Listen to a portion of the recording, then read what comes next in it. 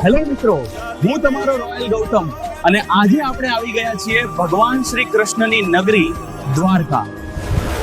મિત્રો, અત્યારે આપણે મંદિર તરફ જઈ રહ્યા છીએ. આસપાસનું વાતાવરણ જોઈ શકો છો.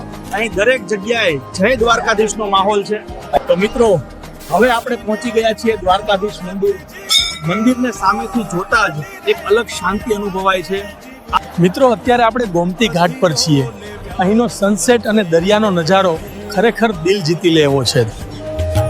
હવે મિત્રો, આપણે જઈ રહ્યા છીએ બેટ દ્વારકા અને અત્યારે બોટમાં બેઠા છીએ.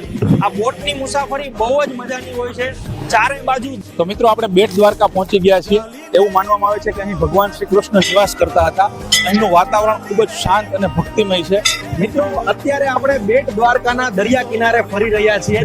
અહીંનો નજારો ખરેખર ખૂબ જ સુંદર છે. ચારે બાજુ દરિયો. મિત્રો, અહીં દરિયા પાસે પક્ષીઓને દાણા ખવડાવવાની એક અલગ જ મજા છે. આ નજારો જોઈને મન એકદમ ખુશ થઈ જાય છે. મિત્રો, હવે અત્યારે આપણે અહીંનો લોકલ નાસ્તો ટ્રાય કરી રહ્યા છીએ અને ખરેખર અહીંનો ટેસ્ટ બહુ જ સરસ છે. મિત્રો બેટ દ્વારકાનો દરિયાઈ નજારો જીવનભર યાદ રહી જાય છે. અહીં આવીને અલગ જ શાંતિ. આજનો વિડીયો અહીં પૂરો કરીએ. જો તમને આ વ્લોગ ગમ્યો હોય તો લાઈક, શેર, ફોલો અને સબસ્ક્રાઇબ જરૂર કરજો. ફરી મળીએ નવા વિડીયોમાં. જય દ્વારકાધીશ.